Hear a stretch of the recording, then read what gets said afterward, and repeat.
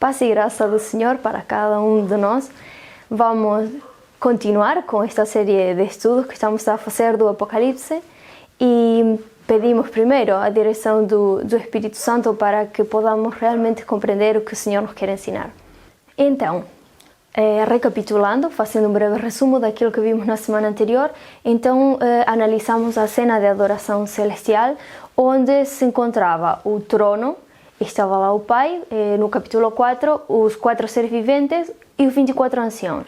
A partir do capítulo 5, chega até o santuário Jesus e a multidão de anjos.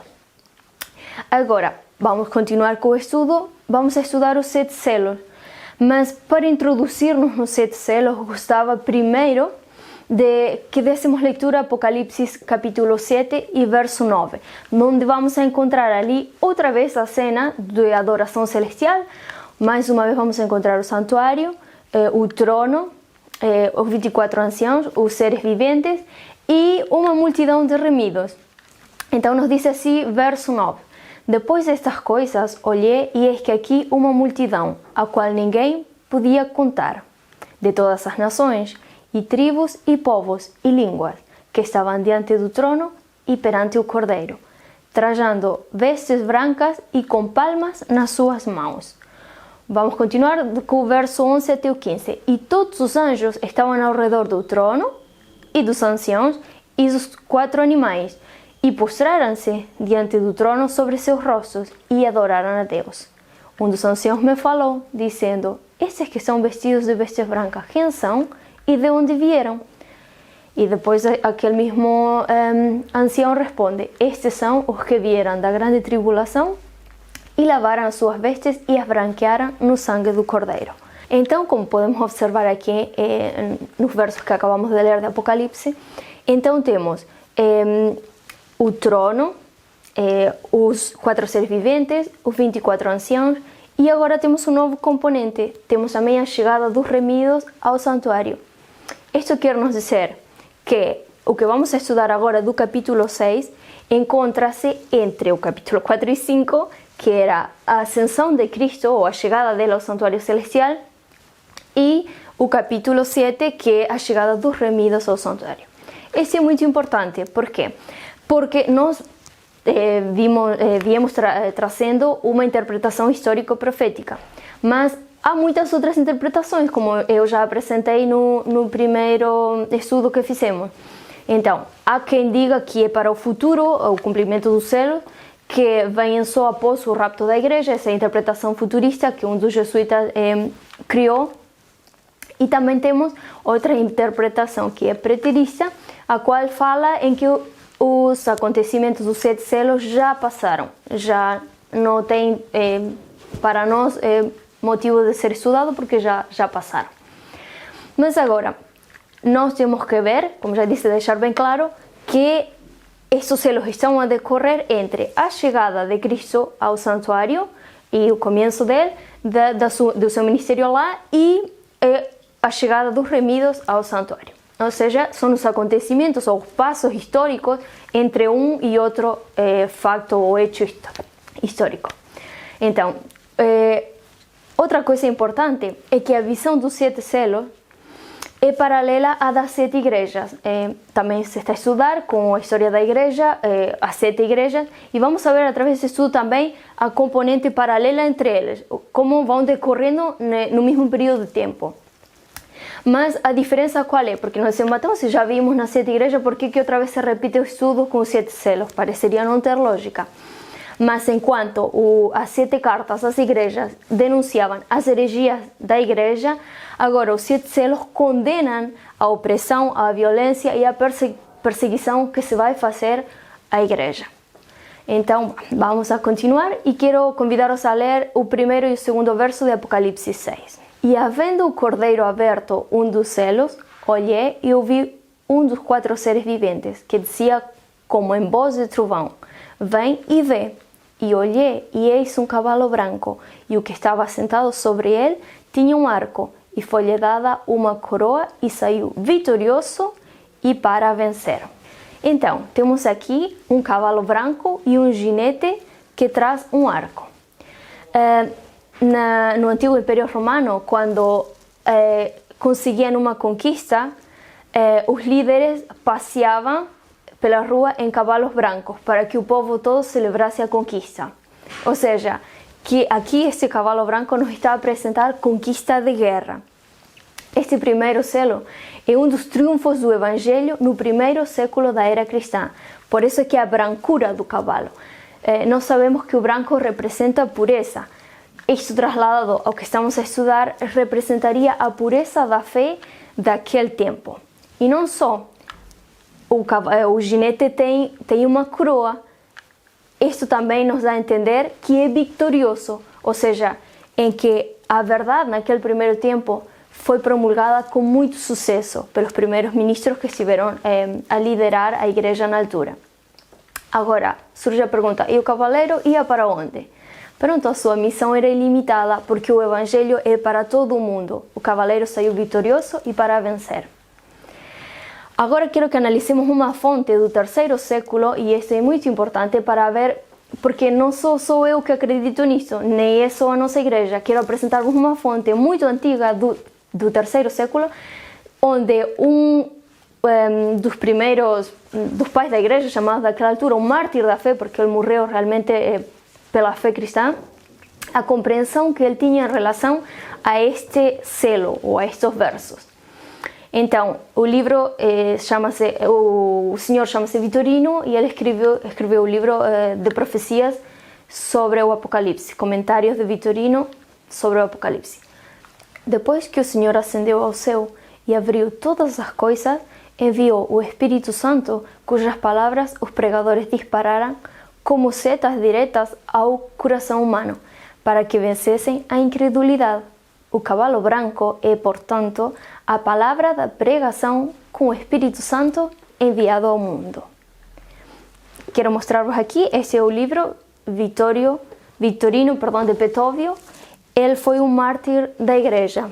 Este livro foi escrito, então, como disse, no terceiro século, e ele já tinha essa compreensão, que realmente o cavalo branco representava o Evangelho, o avanço do Evangelho, a conquista do Evangelho ao mundo.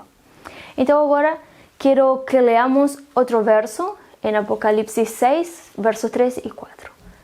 Havendo aberto o segundo selo, ouvi o segundo animal dizendo, vem e vê. E saiu outro cavalo, vermelho, e ao que estava sentado sobre ele foi dado que tirasse a paz da terra e que se matassem uns aos outros, e foi-lhe dada uma grande espada. Ok, aqui neste segundo selo podemos observar a saída agora de um cavalo de cor vermelha. Vemos como muda drasticamente a cor. Primeiro era branco, símbolo de pureza, mas agora vem a cor vermelha, que é símbolo ou representa o sangue.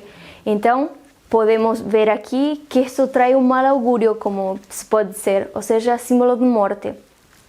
Haveria aqui grande perseguição. Mas sabemos que esta é a forma de agir de Satanás. Quando a igreja realmente se levanta, quando faz o seu trabalho, prega a palavra e começa a tirar os adeptos de Satanás, a conquistá-los agora para Jesus, Satanás enfurece-se e então levanta logo perseguição ao povo. Isto temos como exemplo Abel, que era o fiel, Caim, ou seja, Satanás influenciou a Caim para ele ir em contra o seu irmão e vemos que ele o matou diretamente o seu irmão. E isto se tem repetido na história muitas vezes.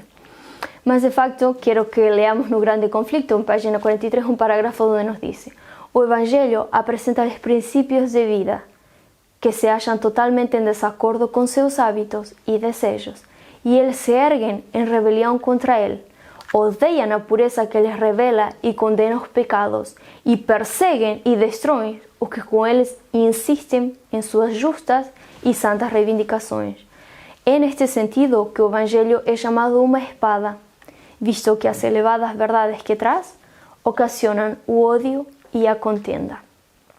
Então vemos aqui no conflicto o Grande Conflicto, como nos está a comentar realmente o Evangelho traz descontentamento a um grupo específico de pessoas, enquanto para alguns é paz, é alegria, é o melhor que pode acontecer para outros, não, é motivo de descontentamento. Por quê? Porque fica exposto ante eles a verdadeira natureza da pessoa.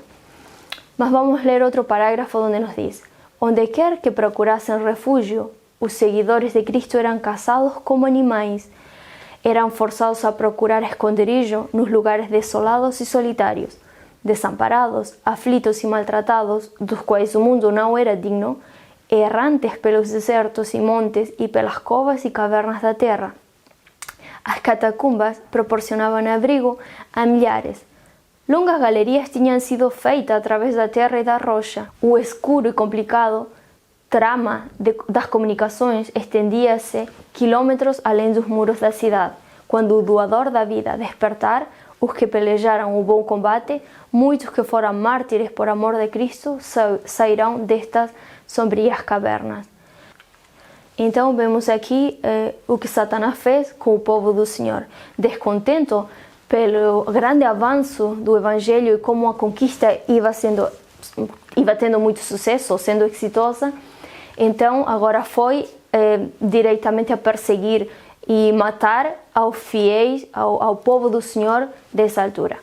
Então, agora quero também mencionar que Tertuliano, que também é outro dos pais da igreja, por assim chamá-lo, ele também declarou antes de morrer que o sangue dos cristãos era semente, quer dizer, quanto Satanás mais se empenhava em matar os cristãos, mais eles apareciam, porque o seu testemunho, ao morrer contentos, às vezes muitos deles a cantarem, para eles era uma alegria. Agora já cessava o trabalho aqui na terra, mas ficava na espera de algo ainda melhor. Então, esse testemunho dava, era como semente. As outras pessoas logo queriam experimentar aquela felicidade, aquela paz que os cristãos tinham ao morrer. E então o plano de Satanás assim já foi ficando para trás, não teve sucesso. Então, neste período, além de ser de grandes perseguições, vemos como o poder eclesiástico, como a igreja, procurou fazer aliança com o poder secular. E isto resultou em muitas perturbações e comoções, como vamos ver a seguir, que é o terceiro selo. Mas quero também ver o comentário de um historiador que descreve esta mudança literal que houve do primeiro cavalo da pureza da fé para os seguintes. E então, descendo agora da igreja primitiva à greco-romana, das etapas da criação à obra de conservação, da fonte de revelação ao corrente do desenvolvimento humano, da inspiração dos apóstolos e profetas às produções dos mestres iluminados, mas falíveis, a mão de Deus traçara uma linha de demarcação entre o século dos milagres e os sucessivos, para demonstrar, pela abrupta transição e o contraste surpreendente, a diferença que há entre a obra de Deus e a do homem. Então agora quero que analicemos o terceiro selo, porque isto está muito ligado uns aos outros. Havendo aberto o terceiro selo, ouvi o terceiro ser vivente dizer: venha. Olhei e diante de mim estava um cavalo preto. Seu cavalheiro tinha na mão uma balança e ouvi uma voz no meio dos 4 seres viventes que dizia: uma medida de trigo por um dinheiro e 3 medidas de cevada por um dinheiro, e não danifiques o azeite e o vinho. Então agora chegamos a um período diferente do anterior. Estávamos a ver a igreja perseguida, em opressão. Vemos como eles se escondiam nas rochas, nas cavernas, porque estavam a ser mortos, a ser perseguidos. Mas agora chega ao poder Constantino. E Constantino produziu muitos campos, fez muitas mudanças no império. E uma delas foi conceder, no ano 313, tolerância aos cristãos. Permitia que o povo se convertesse ao cristianismo, ou seja, a liberdade religiosa. Mas agora passamos da persecução da igreja à infiltração na igreja. E isso também vamos compará-lo, como já falei antes, com o exemplo de Abel. Primeiro, Satanás influenciou em Caim para que matasse Abel. Ele que seria o equivalente à persecução aos santos. Mas depois que Abel morreu, ele viu que o povo do Senhor continuou a crescer e ele viu que não podia matar a todos. Então o que ele fez? Procurou misturar as filhas de Deus com os filhos dos homens para assim infiltrar-se e desde adentro destruir ao povo do Senhor. Isto também podemos observá-lo no exemplo na história de Balaão e Balac. Se se lembram, ele tentou destruir o povo do Senhor, mas o profeta não conseguiu. E então qual foi o resultado? Era melhor infiltrar, meter ali mulheres para que desta maneira os israelitas caíssem em pecado e já não tivessem a proteção do Senhor. Passamos então à era da persecução, à era da infiltração. E quero compartilhar com vocês aqui um historiador que disse: o cristianismo, ao originar a igreja, desenvolveu uma instituição que parcialmente era rival do Estado. Criou dentro do império uma sociedade que muitos pensam ameaçava a existência do último. O conflito foi muito pronunciado durante mais de um século antes de Constantino. Entretanto, quando Constantino fez as pazes com a fé, pareceu que o conflito fora resolvido com a obtenção do controle da igreja pelo Estado. No entanto, mesmo nos dias da aparente submissão da igreja ao governo, os cristãos procuravam influenciar nas diretivas do último. Então, vemos aqui como o cavalo preto é a oposição total ao branco, que era o primeiro cavalo da pureza da fé. O cavalo preto seguiu o vermelho, assim como a fome segue a guerra, não é? E a falar em fome, gostava que analicemos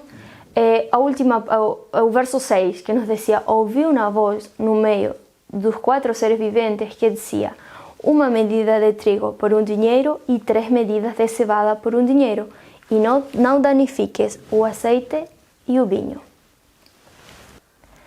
Ok, temos aqui então 3 componentes muito importantes. O grão simboliza a palavra do Senhor. O azeite é o símbolo do Espírito Santo e o vinho é o símbolo do sangue de Jesus.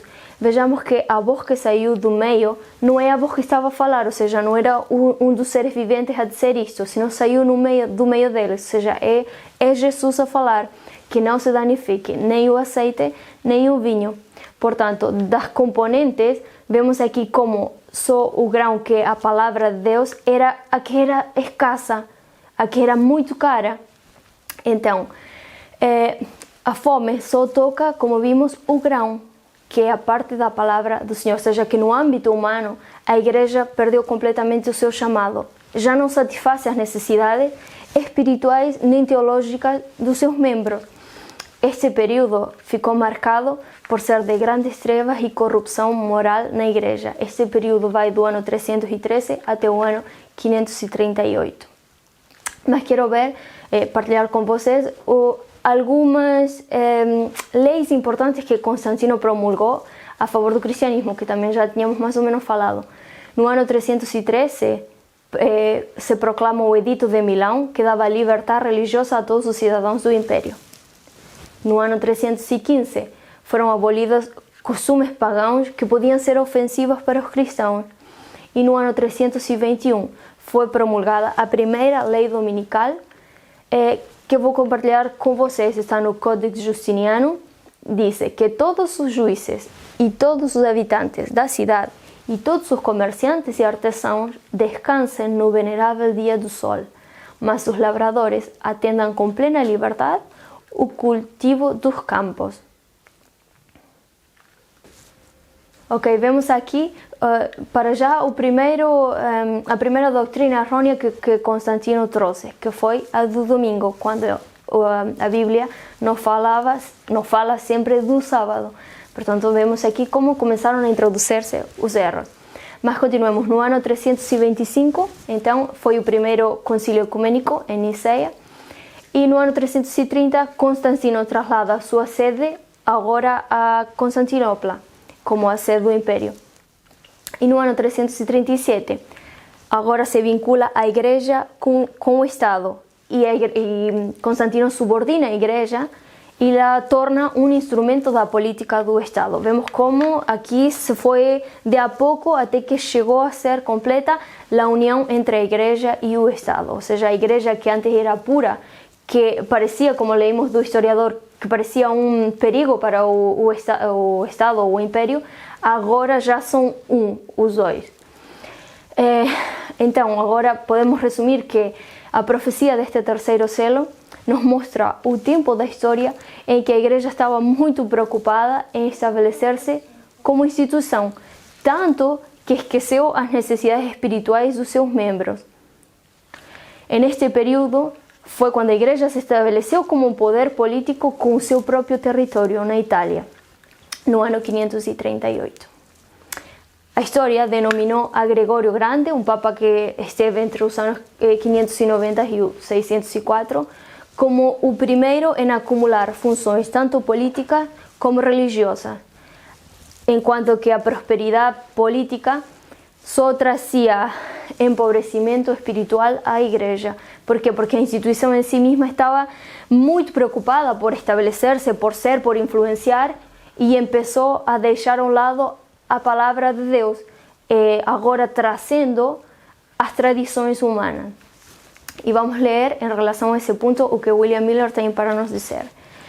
A balança denotava que a religião e o poder civil estariam unidos na pessoa que exerceria o poder executivo no governo e reclamaria o direito de autoridade judicial, tanto na Igreja como no Estado.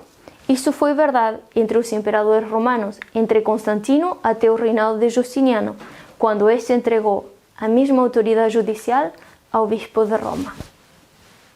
Então, neste tempo, entre o 313 e o 538, foi quando se introduziram os piores erros da Igreja. As mais grosseiras superstições agora entraram a fazer parte do credo da Igreja.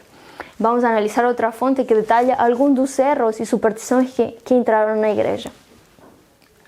À medida que ia deslizando cada vez mais longe da sua fonte, o cristianismo ia se tornando mais corrompido em sua corrente, e com o passar dos séculos a superstição avançava também, e fantasias de purgatórios e fraudes piadosas e ocultos imagens, santos e relíquias tomavam o lugar do cristianismo puro e simples.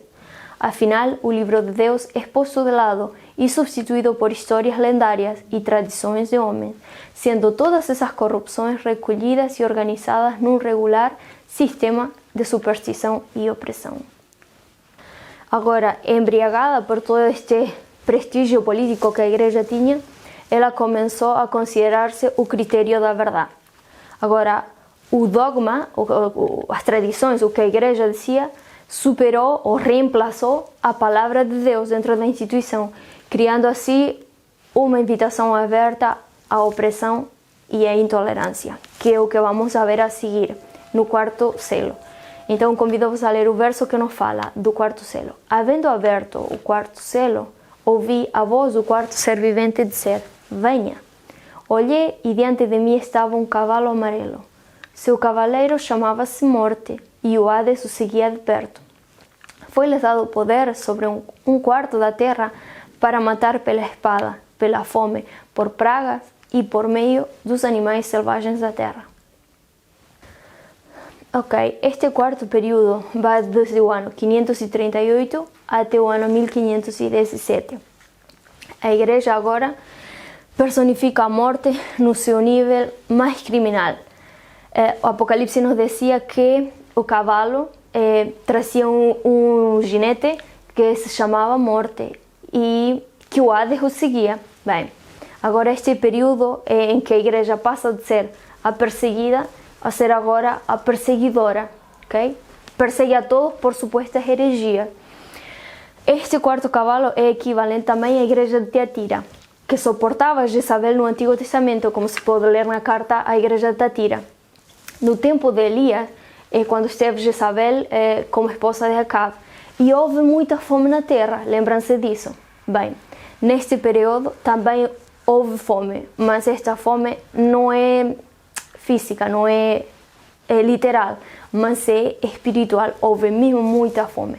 Começa no ano 538 também os 1260 anos de perseguição que foi profetizada por Daniel. Então, entramos agora na época das cruzadas, da Inquisição, de guerras religiosas, a época mais oscura da história. E quero compartilhar aqui outra fonte que nos diz: exhibe-nos, a falar do quarto selo, um período em que os dirigentes da Igreja Visível pareciam haver perdido o caráter de homens e assumido o de demônios malignos e bestas selvagens, e mesmo o da própria morte, e extirpariam pelo fogo e pela espada a todos os que os hacen preferir a morte ao sacrifício de uma boa consciência. Este selo evidentemente representa o estado da Igreja durante aqueles séculos, quando as chamas da perseguição foram acesas pelo poder papal. O Grande Conflito também nos fala disso, e gostava de ler, diz: o meio-dia do papado foi a meia-noite do mundo. As Sagradas Escrituras eram quase desconhecidas, não somente pelo povo, mas pelos sacerdotes. Lembram que fiz referência à fome. Alguns dos pontífices reinantes eram acusados de crimes tão revoltantes que os governadores seculares se esforçavam por depor esses dignatários da Igreja como monstros demasiado vis para serem tolerados. Durante séculos, a Europa não fez progresso no saber, nas artes ou na civilização. Uma paralisia moral e intelectual caíra sobre a cristandade. Ok, vimos então que a conquista do mundo tinha começado com o triunfo da paz, com o triunfo do Evangelho. Mas enquanto Jesus tinha peleado pela Igreja, agora era a Igreja a que achava que era o seu dever pelear pelo Messias. A Igreja tomou a prerrogativa de falar e efetuar em nome de Deus. Mas a intolerância é sempre o produto deste tipo de atitudes usurpadoras. Quando o testemunho do Senhor agora chega a identificar-se a si mesmo com Deus, isso é uma grande abominação, e não só, sino que também não pode trazer de resultado nada de bom, como vemos na história. Mas quero ler outro parágrafo que descreve bem este assunto, enquanto nos prepara também para o outro selo. Diz no Grande Conflito: no século XIII foi estabelecida a mais terrível de todas as armadilhas do papado, foi a Inquisição. O príncipe das trevas trabalhava com os dirigentes da hierarquia papal em seus concílios secretos. Satanás e seus anjos dirigiam a mente de homens maus, enquanto invisível entre eles estava um anjo de Deus fazendo o tremendo relatório de seus iníquos decretos e escrevendo a história de ações por demais horrorosas para serem desvendadas ao olhar humano. A grande Babilônia estava embriagada do sangue dos santos. Os corpos mutilados por milhões de mártires pediam vingança a Deus contra o poder. E isso, como eu dizia, nos faz a ligação ao quinto selo. O quinto selo nós vamos a encontrar em Apocalipse 6, verso 9 e 10, onde nos diz: quando ele abriu o quinto selo, vi debaixo do altar as almas daqueles que haviam sido mortos por causa da palavra de Deus e do testemunho que deram. Eles clamavam em alta voz: até quando, ó soberano, santo e verdadeiro, esperarás para julgar os habitantes da terra e vingar o nosso sangue?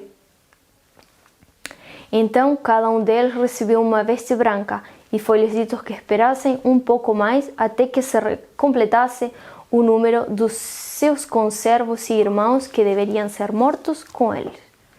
Agora vamos observar aqui um câmbio na perspectiva do opressor para as vítimas. Agora vemos que este período vai desde o ano 1517, como tínhamos falado antes, até 1755, quando é o outro selo com a apertura do terremoto. Aqui o texto nos apresenta almas debaixo do altar que clamam por vingança. Isto podemos compará-lo ou trazê-lo ao verso que nos fala em Gênesis 4:10, que o sangue de Abel clamava a Deus desde a terra. Então, não pode ser uma coisa literal, mas o Apocalipse está usando uma terminologia que é própria de Levítico, onde identifica a alma com o sangue. Vemos que em Levítico 17:11 diz: a vida da carne está no sangue. Então, esta é a forma mais prática de expressar o caráter sacrificial e o sofrimento dos mártires.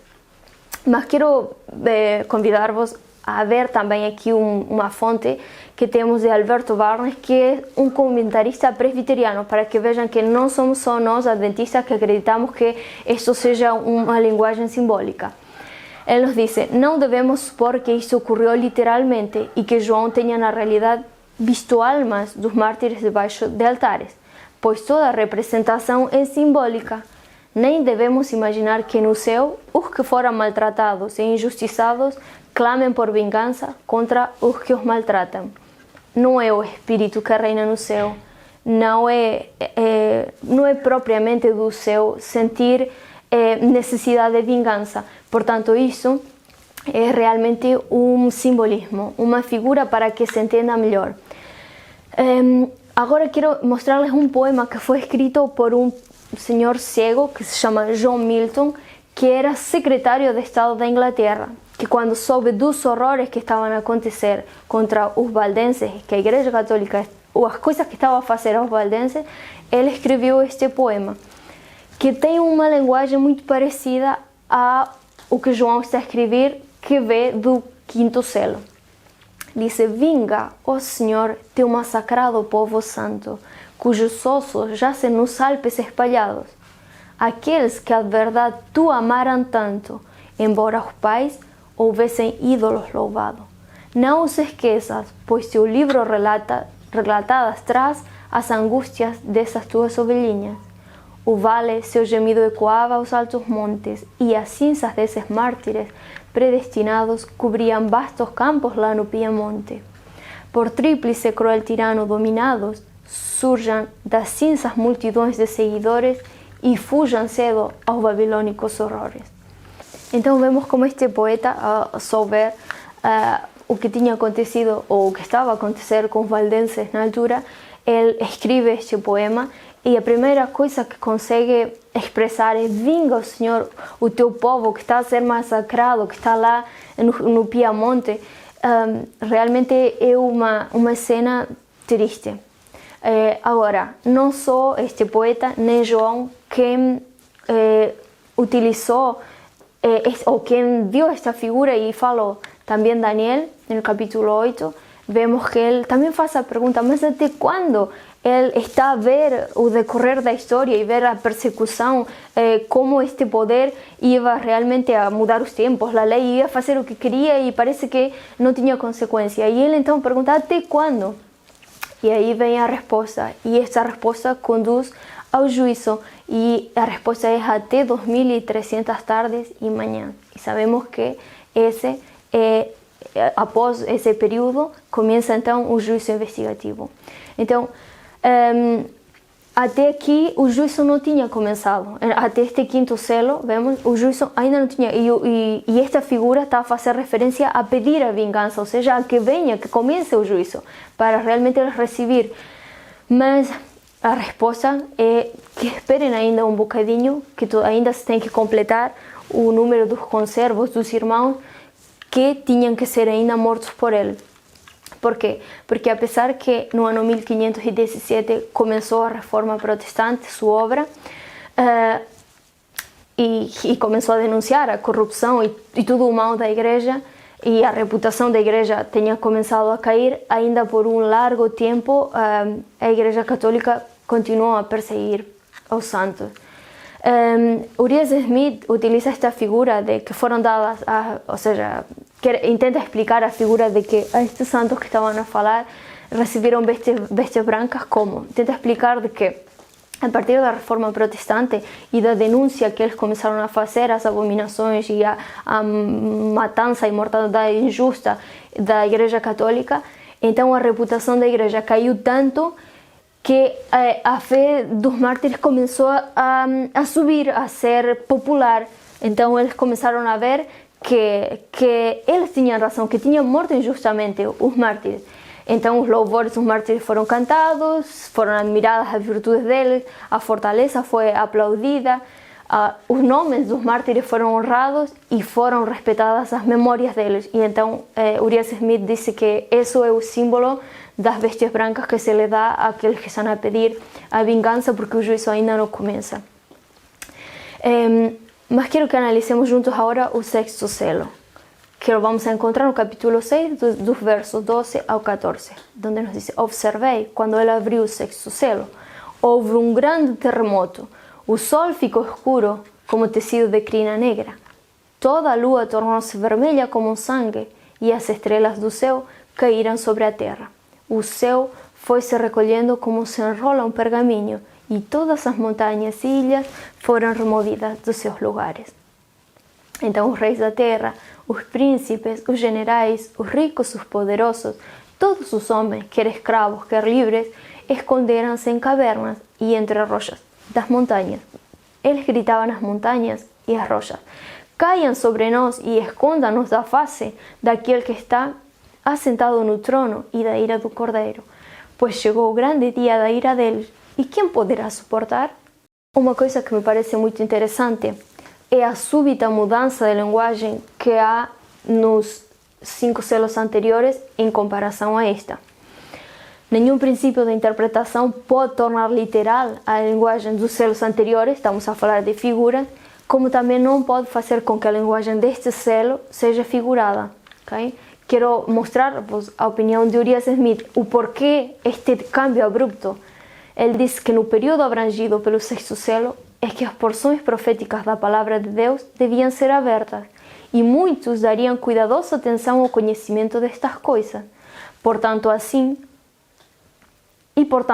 aumentar o conhecimento desta parte da palavra de Deus. Por ocorrer num tempo em que estas coisas deviam ser plenamente compreendidas, já não estão em figuras e sim em linguagem clara e inequívoca. Então vemos aqui o que ele explica é que para a abertura do sexto selo já as pessoas compreendem perfeitamente o que aconteceu nos primeiros 4 e conseguem perceber o que vem a seguir, e então por isso é que esse selo vem com linguagem literal. Então a primeira coisa, a abertura do selo é um grande terremoto. Então podemos citar em 1755 a abertura deste sexto selo com o terremoto de Lisboa. De facto, vocês podem procurar no canal do YouTube, temos um tema que deu Silas sobre o terremoto de Lisboa, para ver quão grande ele foi, quanto atingiu, por que aconteceu, o que mudou no pensamento da sociedade à altura. Portanto, convido-vos a ver também esse vídeo se estiverem interessados. Mas o interessante é que este não foi só um terremoto, sino também um tsunami e também um incêndio de muitos dias. E quero convidar-vos a ver a cita do conflito, o grande conflito, que nos fala especificamente deste assunto, onde nos diz: geralmente conhecido por terremoto de Lisboa, estendeu-se pela maior parte da Europa, África e América do Norte. Foi sentido na Groenlândia, nas Índias Ocidentais, na Ilha da Madeira, na Noruega e Suécia, Grã-Bretanha e Irlanda. Abrangeu uma extensão de mais de 10 milhões de quilômetros quadrados. Na África, o choque foi quase tão violento como na Europa. Grande parte da Argélia foi destruída e, a pequena distância do Marrocos, foi tragada uma aldeia de 8 ou 10 mil habitantes. Uma vasta onda varreu a costa da Espanha e África, submergindo cidades e causando grande destruição. O terror do povo foi indescritível. Ninguém chorava, estavam além das lágrimas, corriam para aqui e para lá, em delírio com horror e espanto, batendo no rosto e no peito, exclamando: misericórdia, é o fim do mundo. Mas esqueciam-se de seus filhos e corriam para qualquer parte carregando o crucifixo. Então, como lemos aqui, foi terrível. Este terremoto foi terrível e deixou na consciência das pessoas um susto muito grande. Leíamos que alguns pensavam que o fim do mundo tinha chegado. Eu comparto com vocês uma experiência que tive no Chile. Estive presente num terremoto que foi uma coisa muito pequenita. Acho que nem foi terremoto, deve ter sido um tremor. E fiquei tão assustada, em desespero, e foi uma coisa insignificante. Eu não quero imaginar o que deve ter sido estar ali em meio deste terremoto naquela altura. Mas importante disto é destacar que Portugal e Espanha eram dois países muito católicos naquela altura, e não só praticavam a Inquisição no seu território, sino também a levaram a outros países aos quais eles tinham descoberto ou conquistado. De facto, se vocês passeiam por Portugal, vão ver de norte ao sul do país uns monumentos que, se não me engano, chamam-se pelourinhos, que é onde executavam pessoas.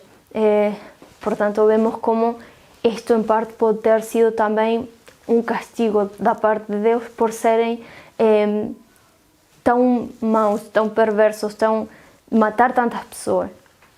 Mas continuo com o outro selo, a lua que se tornou sangue, nos diz no verso, e isto ocorreu no dia 19 de maio de 1780. Este fenômeno, na realidade, começou uns dias antes, mas atingiu o seu máximo no dia 19. E essa mesma noite também a lua ficou vermelha, totalmente vermelha. E gostava de dar duas citas para confirmar o que estou a falar daquela data. Diz: único ou quase único em sua espécie, pelo misterioso e até agora inexplicável fenômeno que nele se verificou, foi o dia escuro de 19 de maio de 1780. Dia de inexplicável escuridão que cobriu todo o céu e atmosferas visíveis em Nova Inglaterra. Outra cita está no Grande Conflito, onde nos diz: acenderam-se velas e o fogo na lareira brilhava tanto como em noite de outono sem luar. As aves retiravam-se para os poleiros e iam dormir. O gado ajuntava-se no estábulo e berrava. As rãs coachavam, os pássaros entoavam seus gorjeios vespertinos e os morcegos voavam em derredor, mas os seres humanos sabiam que não era vinda a noite. Isto estava a acontecer em pleno dia. O outro episódio que este sexto selo nos fala é a queda das estrelas, e isso também aconteceu no dia 13 de novembro do ano 1833. Algunos cálculos subjetivos estimam que foram aproximadamente 60.000 meteoros que se observaram durante essa noite.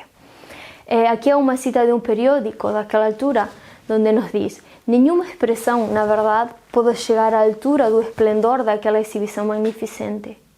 Pessoa alguma que não a testemunhou pode ter uma concepção adequada de sua glória. Dir-se-ia que todas as estrelas se houvessem reunido em um ponto próximo do zénite e dali fossem simultaneamente arrojadas com a velocidade do relâmpago e todas as partes do horizonte. E, no entanto, não se exauriam, seguindo-se milhares, celeremente no rastro de milhares, como se houvessem sido criadas para a ocasião. Não era possível contemplar um quadro mais fiel de uma figueira lançando seus figos quando açoitada por um vento forte. Então temos aqui os três fenômenos que descreve este selo: o terremoto, o dia escuro e a lua em sangue, e também a queda das estrelas. Mas agora vocês podem perguntar-se: mas e por que temos que pensar que foram eles? Porque houveram muitos mais terremotos, houveram talvez em outra ocasião queda de estrelas. Por acaso houveram, mas nunca com essa intensidade. Mas pronto, vamos analisar três pontos importantes para que centremos ou para que cheguemos ao acordo de que estes três eventos nestas datas são os que profetiza Apocalipse 6. Então, o primeiro a considerar é a magnitude. O terremoto de Lisboa sacudiu uma porção que é incomum de superfície terrestre. Não houve outro terremoto que conseguisse sacudir tanta superfície terrestre. Ok? O dia escuro do 19 de maio de 1780 também nunca mais foi igualado. Aquela escuridão nunca mais foi igualada. Porque depois muitas pessoas tentaram desmentir isto. E alguns deles diziam até que houve fogos que provocaram assim fumo e que isso fez escurecer o dia. Mas nunca foi igualado.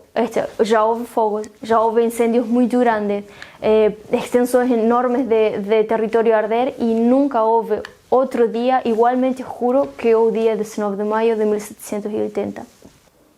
também a queda das estrelas em 1933, nunca encontrou outro fenômeno igual. Já tem passado cometas, se tem visto estrelas fugazes e muita coisa, mas nunca com aquela precisão, aquela magnitude. Então, a segunda coisa é a localização. E este é um ponto muito importante, porque eu até duvidei, porque disse, mas foi em um lugar específico, em Norteamérica, por exemplo, ou aquele terremoto foi só em Europa.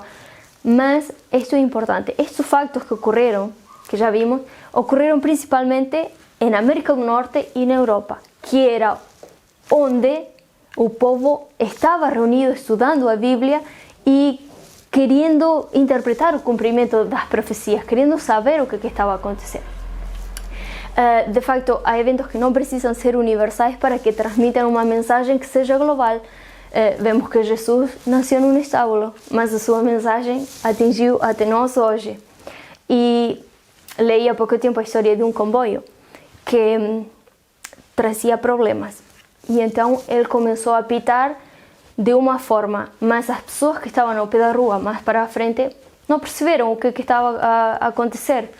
Mas os funcionários conheceram o sinal, o sonido do apito e souberam, nesta repetição quer dizer que ele não tem travão, que não vai conseguir parar aqui. E então saíram a correr, a alertar as pessoas que ali estavam. E assim conseguiram salvar muitíssimas pessoas, porque eles não se tinham apercebido, não tinham entendido o sinal. Então vemos que isto também é muito importante para nós hoje. Nós, se sabemos interpretar os sinais, temos a capacidade de dizer às outras pessoas o que está a acontecer. Se tivesse ocorrido isto, por exemplo, um destes sinais na Amazônia, onde um grupo de nativos não sabiam o que significava e não sabiam interpretá-lo, até o dia de hoje não saberíamos que os sinais já se teriam cumprido. Mas ao ocorrerem, como já disse, na Europa e em Norteamérica, então, que era o povo que estava a estudar as profecias, eles conseguiram transmitir-nos o cumprimento do sinal até nós hoje. E por último, o seu posicionamento no tempo. E este é um dos pontos mais fortes ou mais importantes para entender que os fenômenos que falamos foram os que estavam descritos em Apocalipse 6. Mateus 24, 29 nos dá uma pista, nos introduz no tempo quando isto ia acontecer. Diz, logo depois da aflição daqueles dias, o sol oscurecerá e a lua não dará mais luz e as estrelas cairão dos céus e as potências do céu serão abaladas. Ok, vimos então que a abertura do quarto selo foi no ano 538, não é? E isso marcou o início dos 1260 anos de supremacia papal e de perseguição. E isto terminou em 1798, quando o Papa, se não me engano, Pio VI, foi levado preso pelo general Berthier. Ali acabou a supremacia papal. A perseguição católica foi cessando de a pouco na Europa, mas a meados do século XVIII. O último suposto herege que eles chamavam a ser martirizado foi na França. Foi um pastor de uma igreja reformada e morreu no ano 1762. E o Papa Clemente XIV pessoalmente declarou ilegal a ordem religiosa dos jesuítas no ano 1773. Esta ordem era a que tinha instado a Inquisição. Portanto, ubicar o dia escuro no 19 de maio de 1780 vem logo após a aflição daqueles dias, como tinha profetizado Jesus. De facto, quero mostrar aqui um quadro comparativo para vermos como o que Jesus falou é totalmente, ou se compara, ou está em paralelo com o que João falou dos 7 selos, ou com o que João viu dos selos. E vemos aqui um panorama geral profético, enquanto também vemos os 4 cavaleiros do Apocalipse. Na primeira coluna temos que o Evangelho ia ser pregado, e isso o trazemos ao primeiro selo, que é o cavaleiro, sobre um cavalo branco que proclama o cristianismo. Vemos em Mateus 24 guerras e rumores de guerra, fome, terremotos, que ainda não é o fim. Segundo, terceiro e quarto selo falam de cavaleiros sobre cavalo vermelho, preto e amarelo que infligem fome, guerra e epidemia. É um paralelo. Depois temos o período de tribulação em ambos e nos diz: haverá grande tribulação, Mateus 24:21. Entretanto, que também nos está a falar o quinto selo, que as almas que estão sob o altar protestando pela perseguição. Depois, enquanto aos sinais do fim, temos sinais no sol, na lua e nas estrelas, imediatamente após a tribulação, em Mateus 24. E em Apocalipse temos o sexto selo, que é um grande terremoto, e sinais no sol, a lua e as estrelas, igualmente como em Apocalipse, como em Mateus, perdão. Depois temos o retorno do Filho do Homem. Na outra parte do sexto selo temos o céu a enrolar-se como um livro e aparecimento do Cordeiro. E anjos reúnem os escolhidos. E agora temos o sétimo selo, que vamos estudar mais para frente, mas é meia hora de silêncio, enquanto que os seres celestiais, que acompanham a Cristo em sua vinda à Terra, buscam os escolhidos. Então vemos aqui o paralelo entre Mateus 24 e Apocalipse 6 e vemos como Jesus revelou de antemano também o que também comunicou a João para nos dar a nós. E como o cumprimento histórico-profético, como estamos a dar, é correto. Ok. Agora vamos a falar da parte do verso 17 que nos diz: então os reis da terra, os príncipes, os generais, os ricos, os poderosos, todos os homens, quer escravos, quer livres, esconderam-se em cavernas e entre as rochas das montanhas. Eles gritavam às montanhas e às rochas: caiam sobre nós e escondam-nos da face daquele que está sentado no trono e da ira do Cordeiro, pois chegou o grande dia da ira deles. E quem poderá suportar? Aqui temos uma pergunta muito importante. Agora, no quinto selo, vimos o juízo de Deus desde a perspectiva das vítimas, não é? Que estavam a clamar vingança. Mas agora o juízo volta-se, vira-se em contra do opressor com uma fúria feroz. Agora vemos aqui como são os principais, os reis da terra e todos eles que estão a clamar pela ira do Cordeiro. Em Naum, capítulo 1, versos 6 e 7, nos diz: quem parará diante do seu furor e quem persistirá diante do ardor da sua ira? A sua cólera se derramou como um fogo e as rochas foram por ele derrubadas. O Senhor é bom, ele serve de fortaleza no dia da angústia e conhece os que confiam nele. Este verso de Naum e esta pergunta nos abre passo a um interlúdio, a um período que vai no meio em que fala dos sobreviventes deste grande caos cósmico, que são os selados. Mas este tema dos selados, que é muito interessante, vamos estudá-lo a seguir, ou seja, no próximo estudo. Não dá para meter tudo hoje aqui no vídeo, portanto fica para a próxima. E vamos analisar então por último o sétimo selo, que se havendo aberto o sétimo selo, fez silêncio no céu quase por meia hora. E aqui também quero ler em Mateus 24, como tínhamos feito a tábua de comparação com Mateus, que diz: quando o Filho do Homem vier em sua glória e todos os santos anjos com ele, então se assentará no trono da sua glória. Por que este selo, ou a abertura deste selo, nos fala de silêncio no céu? Aqui Mateus nos dá uma pista, e é que todos os santos anjos do Senhor vêm com Jesus à nossa procura, na ocasião da segunda vinda. E então o céu fica em silêncio por quase meia hora. Fica vazio. Agora, há que analisar esta meia hora. Conhecemos o princípio dia por ano. Portanto, vemos que 24 horas são 12 meses. Para ir desmenuzando isto até chegar a meia hora. 12 horas seria o equivalente a 6 meses. 6 horas seria o equivalente a 3 meses. 2 horas seria um mês. 1 hora seriam 2 semanas e meia hora seria 1 semana. Então essa quase meia hora é o tempo que transcorre entre a vinda de Jesus à Terra com todos os seus anjos e o retorno com os remidos.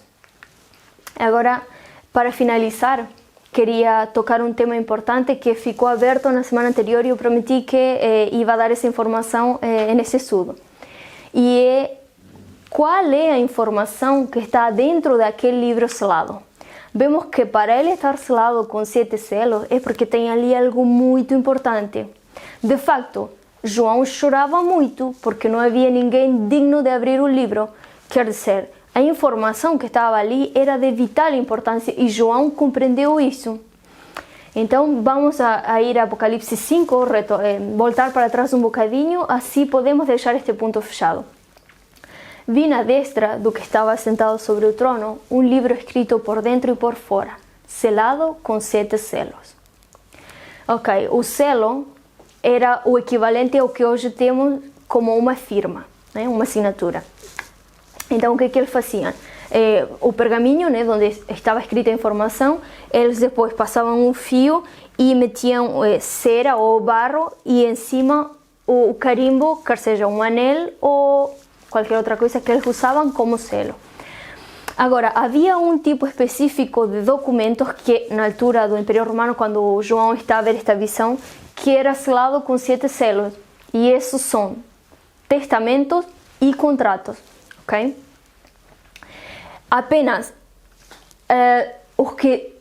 como tinha 7 selos, apenas os que faziam parte do selo, quem tinha posto o seu selo, podia abrir o documento ou tinha depois a permissão de abrir o documento. E nós sabemos que no primeiro estudo vimos que Jesus é apresentado como a fiel testemunha, está no capítulo 1. Então, ninguém no céu, nem na terra, nem debaixo da terra podia abrir o livro, nem olhar para ele. E eu chorava muito, porque ninguém fora achado digno de abrir o livro, que era o que estávamos a falar.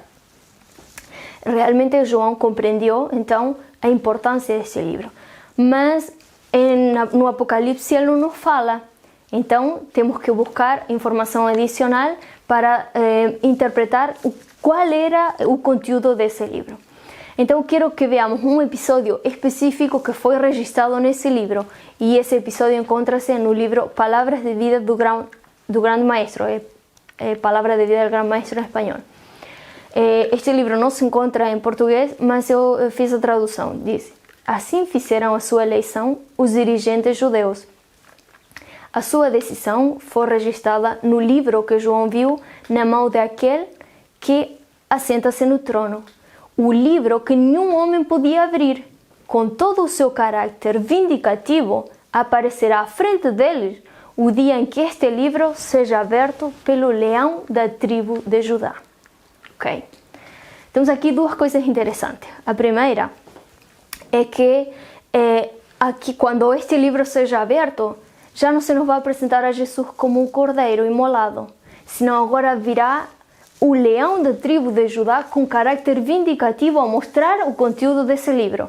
E disse que vai aparecer frente a aqueles que tomaram aquela decisão na altura da morte de Jesus, que essa decisão foi registrada naquele livro. Então podemos concluir duas coisas importantes. Está registrado um acontecimento histórico muito importante, outra, o livro ainda não foi aberto, e uma terceira, quando for aberto, os dirigentes judeus vão ver o conteúdo do livro. Agora, analisemos um pouco mais de informação sobre este livro. Encontramos em Manuscript Release outro panorama maior do conteúdo do livro. Tem aí a cita, diz: ali, em sua mão direita, estava o livro, o rolo da história das providências de Deus, a história profética das nações e da igreja. Nele estavam contidas as declarações divinas, sua autoridade, seus mandamentos, suas leis, todo o conselho simbólico do Eterno e a história de todos os poderes dominantes nas nações. Na linguagem simbólica, continha-se a influência de todas as nações, línguas e pessoas desde o início da história da Terra até o fim. Podemos ver aqui que o livro contém a história de toda a humanidade. A história, a prova da constante procura de Deus para o povo e a rejeição da humanidade hacia ele.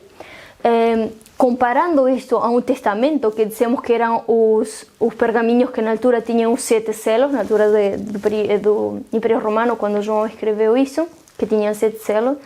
Então podemos dizer que com a abertura deste livro se podia ver quem ia ou quem era parte da herança e quem ficava de fora. Agora, por que João chorava muito? Porque se não houvesse ninguém digno ou capacitado para abrir o livro, não haveria herança para ninguém. A herança ficava perdida. Então, esta situação preocupava muito a João. Palavras de vida do grande maestro falava que os líderes judeus verão ou estarão presentes na abertura do livro.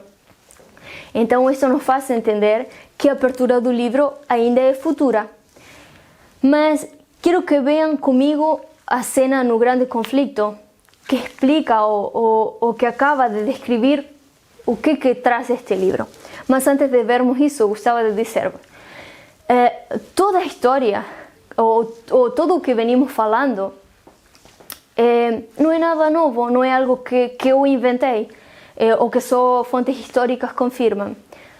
A irmã Ellen White foi realmente inspirada pelo Senhor. E vocês podem encontrar que o capítulo 4 e 5, em que falava da ascensão de Cristo, o encontramos no último capítulo do Desejado de Todas as Nações. E ela descreve de forma inspirada pelo Senhor todo o acontecimento. A seguir, temos o capítulo 6 de Apocalipse a falar-nos dos selos. E o primeiro selo vimos que era o cavalo branco, a pureza da igreja. Isso vamos encontrá-lo no Atos dos Apóstolos, a história da igreja, da pureza da igreja, o início da igreja. E por último, o conflito o grande conflito, perdão, sempre confundo com o conflito dos siglos em espanhol. O grande conflito nos fala da persecução, da continuação dos selos, tanto do vermelho para frente, a persecução da igreja, o período de tinieblas espirituais, tudo o que veio a seguir, incluso do sexto selo, já citei ali,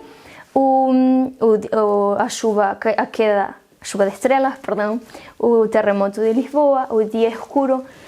Todos estes acontecimentos estão escritos ali. Sabemos que a irmã Ellen White não tinha grande educação secular, mas ela tinha inspiração divina e ela, ou seja, o Senhor através dela revelou tudo o que estamos a ver aqui. Vocês podem encontrar nos livros que ela escreveu e na Bíblia, obviamente.